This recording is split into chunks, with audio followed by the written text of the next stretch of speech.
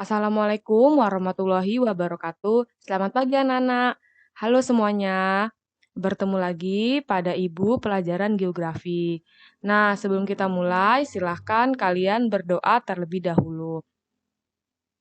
Oke. Nah, Ibu harap kalian semua selalu sehat di dalam lindungan Tuhan Yang Maha Esa. Hari ini kita akan belajar melanjutkan materi bab 1 yaitu bab 2, persebaran flora dan fauna di Indonesia dan di dunia. Nah, flora dan fauna itu apa? Oke, flora adalah tumbuhan, sedangkan fauna adalah hewan. Nah, Indonesia ini memiliki ribuan jenis flora dan juga banyak sekali jenis fauna. Nah, salah satu faktornya tentu saja karena daerah Indonesia yang apa ya, yang cocok untuk tempat perkembangbiakan. Oke, kita masuk ke pelajaran flora dan fauna. Nah, tadi kan Ibu bilang kalau kita itu beragam sekali tumbuhan dan juga hewannya. Faktornya karena letak geografis kita yang mendukung bagi pengembangbiakan dan habitat bagi flora dan fauna. Nah, yang mendukung ini contohnya apa? Ya, contohnya salah satu adalah tanah. Oke, nah bisa dilihat kan tanah di rumah kalian itu kan subur, terus di dekat-dekat rumah kita juga masih banyak tumbuhan, masih banyak tanaman-tanaman. Nah, itu merupakan faktor kenapa di Indonesia itu memiliki banyak sekali tumbuhan dan juga hewan. Karena banyaknya jenis tumbuhan sehingga mendukung untuk perkembangbiakan hewan juga. Oke, yang pertama definisi flora dan fauna. Secara umum flora adalah tentu saja tumbuhan. Nah, sedangkan fauna adalah hewan. Nah, kalau flora ini tidak bergerak atau tidak berimigrasi secara mandiri kecuali bantuan manusia, kalau fauna ini bisa bermigrasi ke berbagai tempat. Nah, yang kedua ada faktor persebaran flora dan fauna. Jadi, flora dan fauna di dunia itu, di Indonesia, itu berbeda-beda ya. Di bagian Sumatera dengan di bagian, misalkan di bagian Papua, itu berbeda. Nah, kalau di Papua ada kanguru, kalau di Sumatera ada harimau. Nah, faktor persebarannya yang pertama adalah karena iklim. Nah, jadi iklim ini mendukung tumbuhan dan hewan untuk beradaptasi. Misalnya saja kaktus. Kaktus itu kan tumbuhan yang bisa bertahan hidup di daerah gurun, seperti juga kurma. Nah, sedangkan kalau di Indonesia tumbuhan seperti pisang itu kan tidak bisa bertahan di daerah tempat yang panas atau tempat yang kurang air. Nah, yang kedua adalah jenis tanahnya. Jadi setiap daerah itu memiliki jenis tanah yang berbeda. Kalau di Indonesia itu kan tanahnya subur sehingga kita memiliki banyak perkebunan, banyak pertanian. Nah, sedangkan kalau misalnya kita lihat di Arab Saudi itu kan gurun sehingga mereka itu rata-rata perkebunannya adalah kurma. Nah, yang ketiga adalah makhluk hidup atau biotik. Nah, makhluk hidup ini yang dimaksud adalah kita dan makhluk hidup lainnya.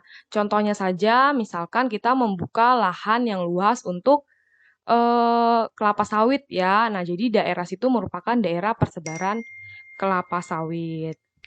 Nah, selanjutnya adalah topografi atau kondisi fisik bumi. Nah, ini berpengaruh terhadap setiap ketinggian setiap tempat itu memiliki kan ketinggian berbeda-beda. Nah, setiap ketinggian yang berbeda-beda itu memiliki tumbuhannya masing-masing. Nah, contohnya misalnya di daerah pegunungan yang tinggi itu kan biasanya hanya lumut, sedangkan di daerah rendah itu bisa saja misalkan padi atau kelapa. Oke. Nah, selanjutnya adalah ini bisa dilihat ya. Nah, misalnya kelapa ini 100 meter di atas permukaan laut. Ini tumbuh kelapa, kemudian padi di 200, sedangkan 2000 meter di atas permukaan laut itu sudah tumbuh lumut, tidak ada lagi tumbuhan-tumbuhan perkebunan ya. Nah, materi selanjutnya adalah persebaran flora dan fauna di Indonesia. Tadi kan Ibu udah bilang kalau flora dan fauna di Indonesia itu jenisnya sangat banyak. Nah, di Indonesia sendiri itu masih dibagi lagi per wilayahnya. Jadi setiap wilayah itu punya jenis flora dan faunanya masing-masing. Nah, yang pertama adalah flora dulu. Pertama adalah flora ya, persebaran flora. Nah, persebaran flora di Indonesia ini ada tiga. Nah, yang pertama ada daerah Asiatis di sini, kemudian daerah peralihan atau tengah, dan daerah Australis. Nah, di Indonesia ini pembagian wilayah persebaran flora dan faunanya dibagi oleh garis Wallace yang warna biru dan garis Weber yang warna ungu. Oke, jadi di sini tuh dibagi tiga, mereka memiliki jenis flora dan fauna yang berbeda-beda. Nah, oke, yang pertama adalah flora yang berada di daerah barat atau daerah Asiatis. Nah, di daerah ini dibagi menjadi terbagi atas empat, bukan terbagi ya, melingkupi empat daerah yaitu Pulau Jawa, Pulau Sumatera, Pulau Kalimantan, dan Pulau Bali. Ini Pulau Bali yang paling kecil ini.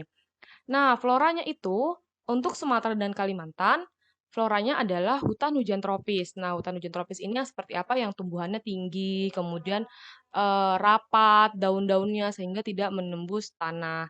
Nah, contohnya misalkan kayak pohon ulin.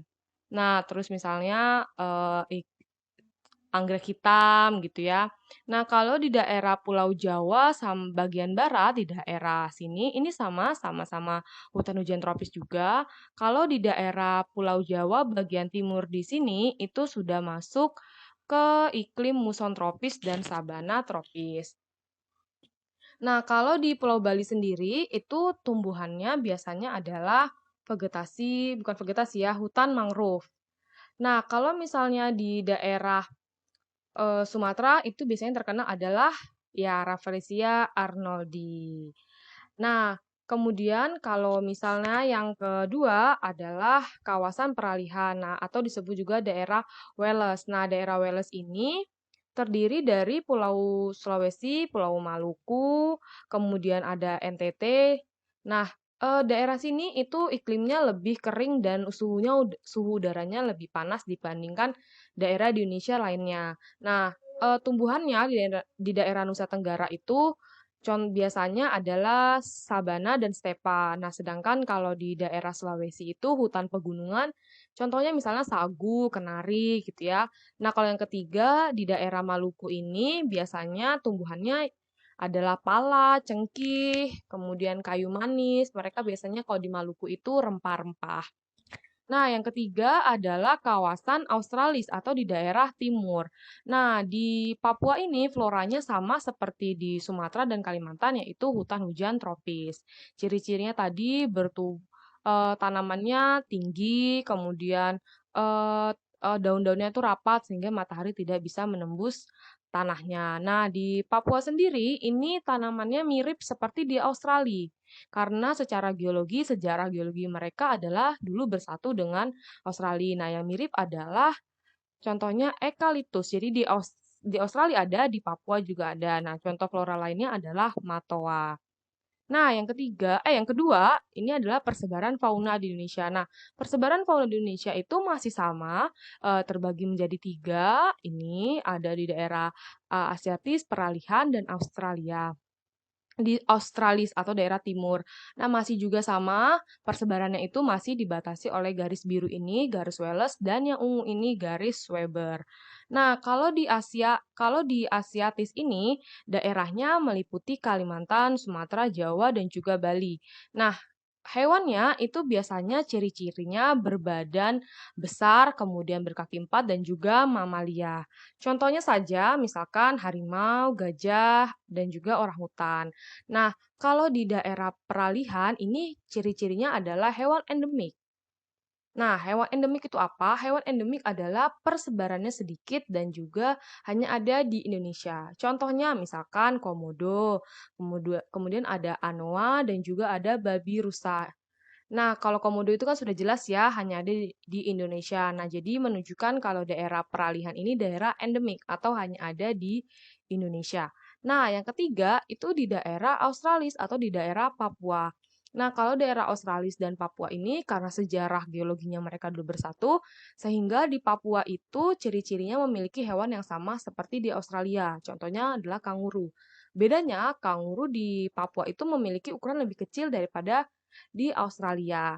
Nah, contoh ciri-ciri lainnya adalah kalau di Papua itu biasanya memiliki warna yang cantik-cantik. Contohnya saja burung cendrawasih. Oke, sampai di situ materi hari ini. Sampai bertemu lagi di pertemuan selanjutnya. Selamat siang.